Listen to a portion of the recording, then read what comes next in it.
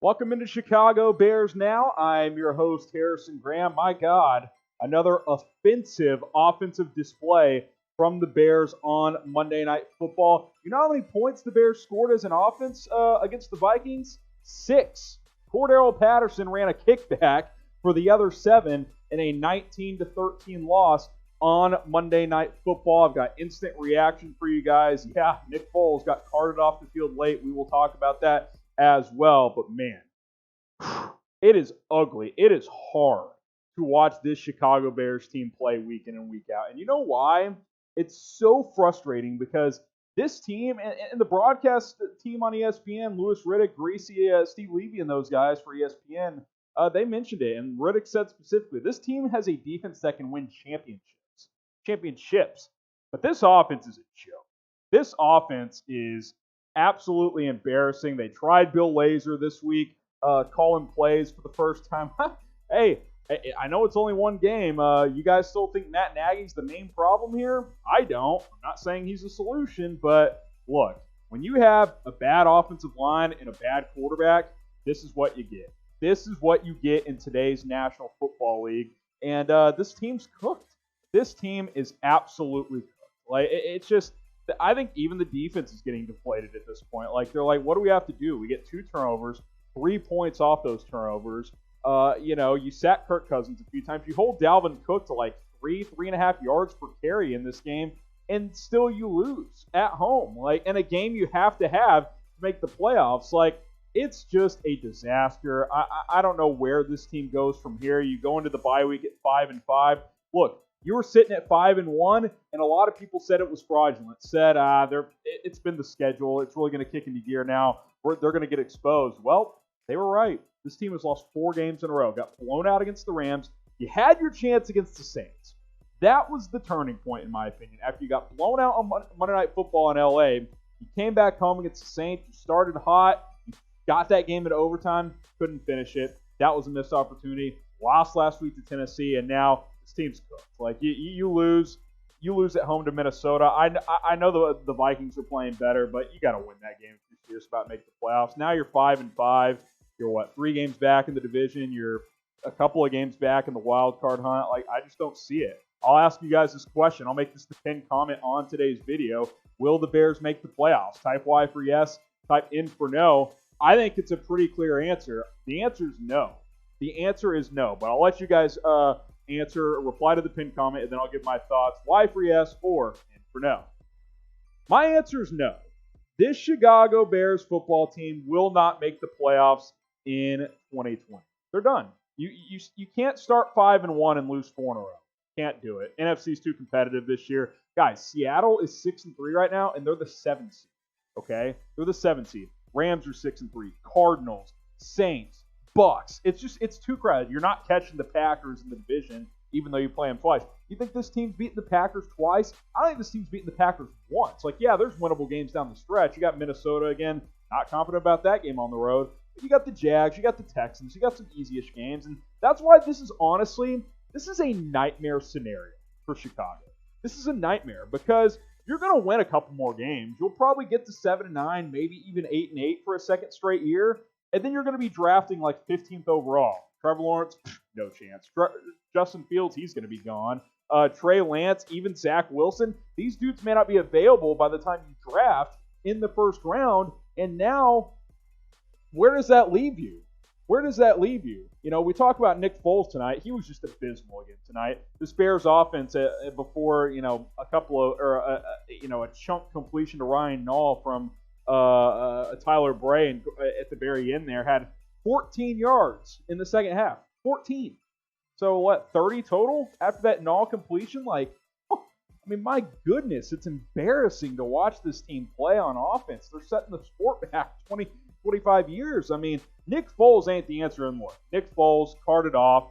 Wasn't a pretty sight. I've got my phone here. You guys notice I don't have my graphics on tonight's video, but hey, it didn't look good. I'll refresh my Twitter one more time here. Let's see if there's an injury update. All we know is he got carted off the field. He was kind of slammed on his side, his hip lower back area, couldn't move. He got carted off, and look, Nick Foles is a classy guy. He's well liked around the National Football League. And look, I got nothing against him. He's a career backup for a reason. Like the Super Bowl thing, look, kind of a fluke. A lot of stars aligned, and that's why I didn't love it when they traded for him. I did predict that he would start over Mitchell Trubisky for most of the season, which he has, because you don't trade for a guy if you believe in your quarterback, which clearly the Bears didn't. They punted on Trubisky the first time he hit adversity this year in the Atlanta game, which I was fine with because he wasn't playing that well either. But look, you have two backup quarterbacks, and now they're both injured. Now you've got a practice squad quarterback in Tyler Bray, who, we'll see. Obviously, you got the bye week here. You got some extra time here. But Nick Foles stinks. I hope he's not out for the season. I hope he can get back and play after the bye week, whether they want to play him or if Trubisky can get healthy, maybe he plays the rest of the way. Honestly, at this point, I'm down to go back to Mitch. I don't think he's going to fix anything, just like I didn't think Bill Lazor was going to fix this offense. You just don't have what you need. You need at least a serviceable offensive line. If you don't have a serviceable offensive line, your quarterback has to be awesome. Like, Joe Burrow is showing in Cincinnati, for example, number 1 overall pick, that he can do some things behind a bad offensive line, but he's had some clunkers too. Like yesterday, he was horrible because the offensive line stinks, but he's been able to do some things. But guess what? He's the number 1 overall pick. Like, that's what you would expect out of someone like that. But Nick Foles is not that caliber. Mitchell Trubisky is not that caliber, and it's just bad. It's just really, really bad overall. Here's the deal, though. We're going to keep plugging out videos for you guys. I didn't even plan on doing a video tonight. I'm throwing this together last minute. I was going to talk to you guys in the morning, but I said, shoot, I'm going to run up there real quick to the office and do a video because I had to talk about this. Like, this is just so tough to watch. It's like, I'll talk to them in the morning, but then I watched the game and I was like, oh, man, especially with Nick Foles getting hurt. I was like, oh, boy, we got a lot to talk about. But my point is, subscribe. I'm still plugging away for you guys. I don't want you guys to check out. Look, you can punt on this season, but don't punt on the channel here. Get subscribed. Join us here on Chicago Bears Now. Hit that big red button, and we're going to do videos every day. We'll focus more on the draft if we need to. We're going to keep plugging away here on Chicago Bears Now. Let's continue to grow. I don't want to stall here on the channel. I still want to put out videos every single day. We might even start doing weekly live shows too pretty soon. So join us. Hit that subscribe button. We're going to keep it rolling here on Chicago Bears Now as we continue with our instant reaction. I will say, bright spot as I button my polo here. Like I said, I'm throwing this all together really quickly here. Cordero Patterson. He ran hard tonight. Thought he ran hard at the running back position. The yardage wasn't great, but thought he, played with attitude. Obviously, he had the kick return for a touchdown. So, this team's still playing hard, which tells me they're not quitting on Matt Nagy and this coaching staff, which those things matter. Those things are important, especially if they're going to consider keeping Nagy in this staff after this year, which I still think is a possibility. I know you guys all want to get rid of Nagy, and hey, look, at this point, if you want to try something else, I'm fine with that. But I think tonight proved more than anything that Nagy's not really the problem. They don't have the personnel on offense. It was Ryan Pace's job this offseason to fix this offensive line, and he didn't. It's simple. He did not do it. He signed a failed tackle in Jermaine Ifedi out of Seattle to play guard, and he drafted 2 7th-round picks, Arlington Hambright and Latavius Simmons. That's not addressing your offense, right? That's nothing. You can't just say, hey, Juan Castillo, let's bring you in as a new offensive line coach, and everything's going to be fixed. No, right? He failed. Ryan Pace failed. He needs to go. I've said that. It's time for him to go. If Nagy needs to go, that's fine. I'm not really there, but hey, if you want to try something else, I'm all about that. I'd like to see what Nagy could do with the quarterback with him drafting a quarterback, but if you want to start fresh, I'm fine with that. I got no issue with it. I'm not going to plead for Nagy to get fired. I do think Ryan Pace needs to go, but TBD on Nagy for me. I still want to see the rest of the season play out, but it's rough. It is absolutely rough. Who would you fire first? I'm going to ask you guys this question. Who would you fire first?